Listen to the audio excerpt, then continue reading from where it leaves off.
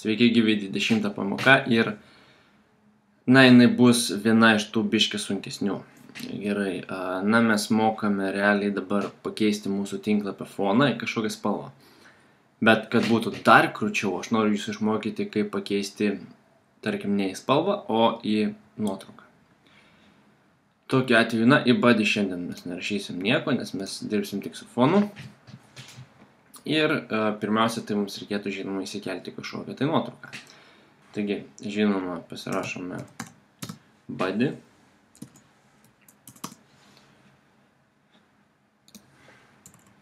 Na ir čia rašysime mūsų visas opcijas. Pirmiausia, tai žinoma, reikia įsikelti tą nuotrauką kažkokią tai.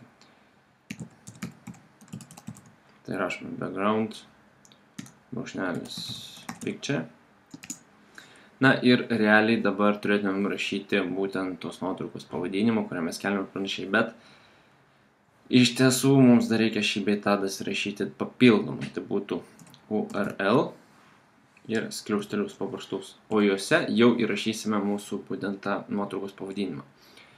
Aišku, paminėsiu dar kartą, kad mūsų nuotrauka turi būti būtent tame pačiame folderyje, kur visas tinklapis. Taigi,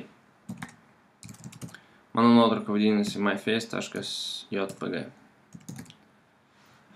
Ir uždėti tiesiog kabletiškai. Gerai, išsaugau ir pažiūrim, kaip atrodo. Persiprašau, ne picture, o image. Štai taip.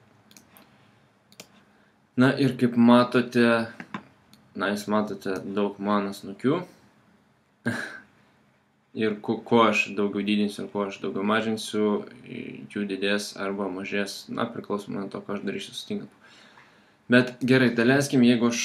Kodėl, pavyzdžiui, aš įkėjau vieną nuotrauką, man išmėtė po visą tinklapį. Paprasčiausiai yra todėl, kad, na, po defaultu mūsų CSS kalba nori, ta prasme, uždengia full, visų 100% mūsų tinklapį būtent tuo imidžu, kurį mes įmesime.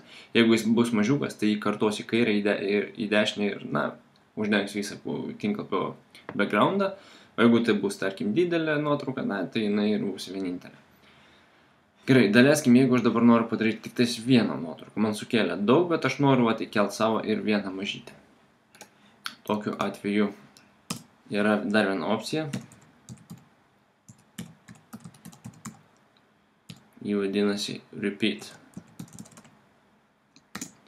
Ir, tarkim, jeigu mes nenorime, kad jį kartotųsi, tiesiog rašome no, brūkšnelis, repeat. Na, tai reikštų nekartoti. Ir tokiu atveju mes gautumėm tik tais, vėl kažką blogai parašiau.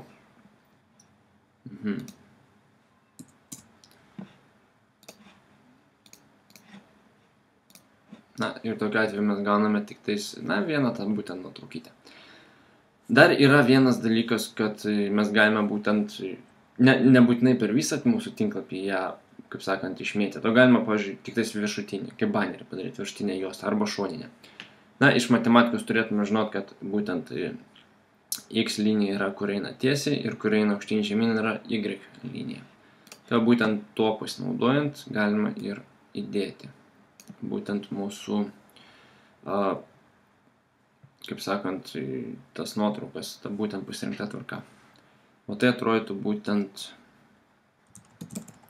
repeat, brūkšnelis, na ir tada jau ar mes norime taip, ar mes norime taip. Jeigu mes parašysim X, tai mūsų X ašis, kaip sakant, viršutinė visa eilutė bus iš mano nuotraukų. Taip pat jeigu įrašysim Y, ta eilutė jūs eis nebe horizontaliai, o vertikaliai. Štai taip. Gerai, grįžtame visgi prie no repeat. Noriu pasilikti vieną, bet jeigu aš, pavyzdžiui, nenoriu, kad būtent tam kampe būtų, aš gal noriu tą nuotraukytę įkelti kažkur, na, kažkur konkrečiai, į kažkokiais tai koordinatės. Tokiu atveju mums reikia pasirašyti dar vieną opciją, kuri vadinasi position. Na ir nurodyti tiesiog pikselius, kur mes ją norim. Tarkim, Aišku, čia bus 2 kartus iš eilės vesim pikselius. Pirmas visada reiškia x, o antras y.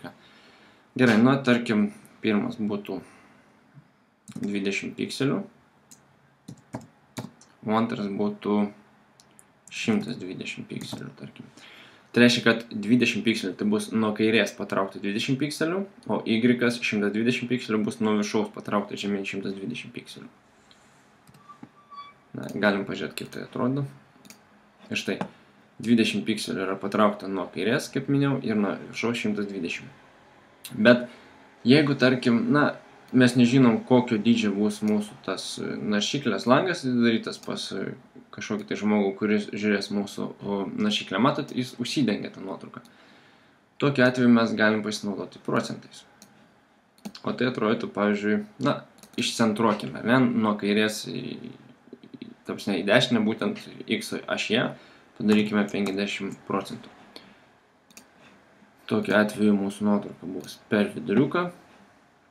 Ir jeigu mes keisim mūsų naršyklės dydį, jį vis tiek išliks per viduriuką.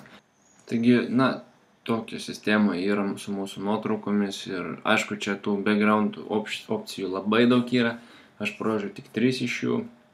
Bet, nu, maždaug, kad suprastumėt, kad su nuotraukom iš tikrųjų galima padaryti daug ir kas konkrečiai domina, pavyzdžiui, kažką norite daryti savo tinklapyje, bet nežinote kaip, tiesiog pasinašykite šitam Google, tiesiog užrašykite background, CSS background options ir viskas, ir ten bus šimtai visokiausių variantų, kuriuos galbūt galėsite panaudoti savo svetainėje.